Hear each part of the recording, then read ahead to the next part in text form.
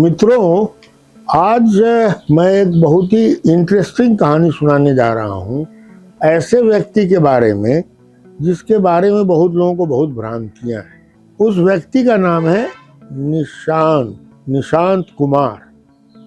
वो बिहार के पूर्व मुख्यमंत्री के इकलौते पुत्र हैं और आज हमारे बिहार का चिकित्सा जगत उन्हीं के इशारों पर या उन्हीं के अंडर में है। वो है स्वास्थ्य मंत्री हैं। बहुत सी बातें चल रही हैं उनके बारे में। मैं देश में दूसरी जगह भी इधर गया, कई जगहों पर एक ही प्रश्न, अरे भाई तुम्हारा स्वास्थ्य मंत्री कैसा है? बीमार ऐसा लगता है। वो क्या, वो तो खुद ही उसका इलाज होना चाहिए। और इसी तरह से हमेशा हर जगह से लोगों को एक कमेंट्स हमारे पास आए। यहाँ भी लोग यही कहते हैं। मैंने सोचा कि कुछ बातों को मैं अपने माध्यम से आप लोग को पहुंचाऊं। थोड़ा सा इतिहास में जानने की जरूरत है। निशांत अपने माता पिता के इकलौते पुत्र थे। जब इनकी पैदाइश हुई उस समय नीतीश कुमार जी स्ट्रगल कर रहे थे राजनीति में और बहुत ही लगन से वो राजनीति में लगे हुए थे और उनको फिक्र नहीं थी और किसी की एक्सेप्ट राजनीति में किस तरह से वो ऊंचा जाए।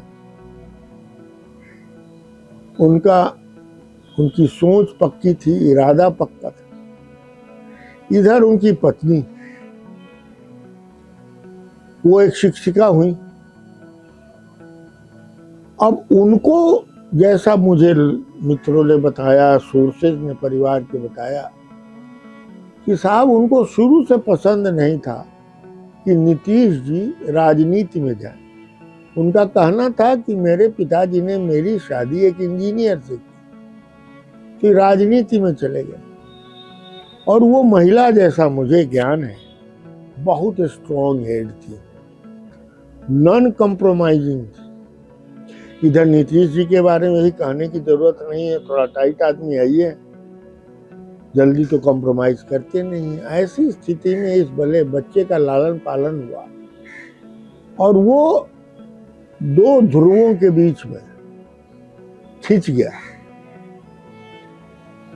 एक तरफ पिता जो कि हमेशा एब्सेंट रहते थे, दिल्ली और पटना और देश भर में घूमते थे, बाद में मंत्री वगैरह भी हुए और बहुत से पदों पर रहे पार्लियामेंट में। और दूसरी तरफ माता जी, बच्चे का, वो भी लड़के का नेचुरल आकर्षण माँ की तरफ होता है। माँ शिक्षिका थी, पढ़ाने की कोशिश करती थी, माँ के साथ रह गए। शायद उस समय नीतीश जी ने भी ध्यान नहीं दिया कि आगे क्या होगा, लेकिन माँ के साथ ननिहाल में उनका लालन पालन हुआ। जब बड़े हुए, लंबी कहानी है, बताना नहीं था, बड़े हुए तो उनका एडमिशन सरकारी कोटे से मेसरा में बीआईटी में करा दिया गया। अब यहाँ कहानी, तब तक माता पिता में काफ़ी, पिताजी बहुत व्यस्त रहते थे, मंत्री वगैरह थे और भारत की राजनीति में एक उगते हुए सितारे थे। वो काफी व्यस्त थे, उनको ध्यान नहीं रहता था और वो चले गए इंजीनियरिंग कॉलेज। अब वहां पर तरह तरह की बातें थी, उनका पढ़ने में मन नहीं लगता होगा, माताजी का दबाव, ननिहाल का दबाव, पिताजी का दुराव। अब है कि थोड़ी संगति गड़बड़ हो गई। और ये लड़का जो है, मुझे ऐसा लगता है कि बहुत ही सेंसिटिव चाइल्ड है। तो सेंसिटिव आदमी को कोई भी चीज होती है, और इंट्रोवर्ट भी लगता है, तो सेंसिटिव और इंट्रोवर्ट चाइल्ड बोलेगा नहीं, एक्सप्रेस नहीं करेगा, लेकिन वो बहुत तकलीफ में रहेगा माता पिता के बीच के दुराव को देखते हुए। और शायद इसी के कारण कुछ ऐसे मित्र मिल गए कि इनकी लत लग गई कुछ नशीले पदार्थों में। अब उसका नतीजा हुआ, लंबे समय तक ऐसा चला। ये इंजीनियरिंग की पढ़ाई भी पूरी न कर सके, उनको ले आया गया तरह तरह की बीमारियां हो जाती थी बीच बीच में।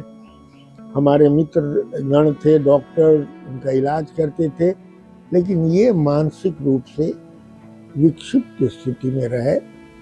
इस कारण मुझे याद है कि मैं जब इनकी माताजी की अंतिम बीमारी थी और मैक्स हॉस्पिटल में भर्ती थी, तो मैं गया था देखने के लिए। मैंने देखा कि इस वरांडे वाले के कमरा में हम लोग सब बैठे थे, काफी लोग थे, और दूसरे वरांडे पर ये लड़का परेड कर रहा था, यहाँ से वहां से वहां, करीब 20-25 मीटर का होगा परेड। हम लोग की तरफ गौर से देखता था और गुस्से में था, किसी तरह का एक्सप्रेशन, कुछ गुस्सा। खैर माताजी का देहांत हुआ, शायद पिताजी को जो भी हुआ हो, ये सब चीज अभी बात करने की नहीं है। पिताजी के साथ आके रहने लगा, बहुत मुश्किलें हुई, बहुत आगे बात बढ़ी। किसी तरह से पिता ने अपना पूरा प्यार उड़ने की कोशिश की, लेकिन थोड़ा लगता है कि लेट हो गया। लेकिन वो भी लगे रहे, उनके मित्र बंधु कितने अच्छे हैं वो भी लगे रहे, और धीरे धीरे लड़का अच्छा हो गया। लेकिन जो बीमारी के चलते देखने में लगेगा कि थोड़ा कुबड़ा ऐसा है, अजीब तरह से देख रहा है। अब इसका पुरानी बीमारी जो लत थी और जो था, उसका प्रभाव हमको लगता है कि है, और लत इनका खत्म हो गया। अब कहिएगा कि लत कैसे खत्म हो जाएगा? अरे भाई खत्म हो गया। संजय दत्त की तरह ड्रग एडिक्ट को जो होगा, माता पिता ने उनका कौन इलाज नहीं कराया, अमेरिका तक ले गए। इनके पिताजी तो नहीं ले गए, लेकिन वो लोग ले गए। देखिए आज संजय दत्त कहाँ है। तो ये लड़का जो है बहुत ही होनहार लड़का है, ये मैं बता सकता हूँ। इनको लोगों ने धीरे धीरे, नीतीश जी के मित्र मंडली ने इनको प्रभावित करके इनको एक तरफ शेप किया, और आज इन्हें एक जिम्मेवारी मिली है, और बहुत बड़ी जिम्मेवारी है। और मैंने बड़े गौर से देखा है इनको अपनी जिम्मेवारी को निभाते हुए। मैं इतना प्रसन्न हूँ इस लड़के से।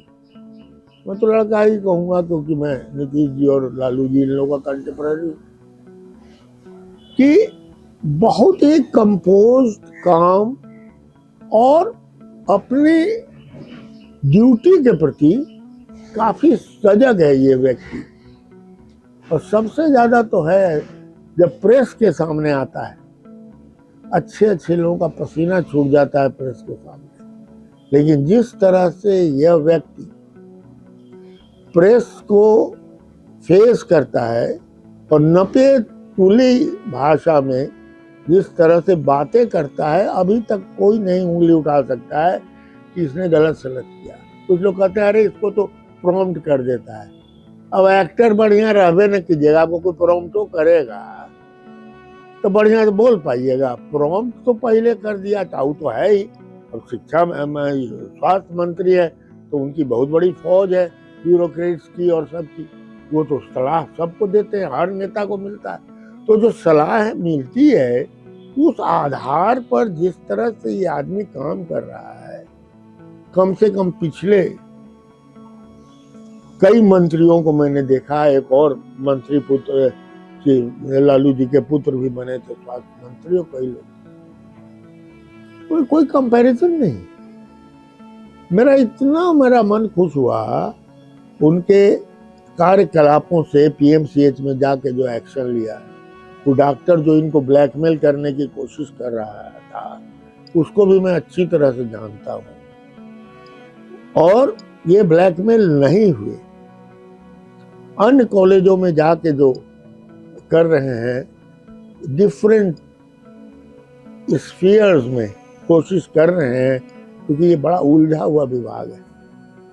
यहाँ डॉक्टर सब पीएमसीएच में 11 अब 12 डाउन है।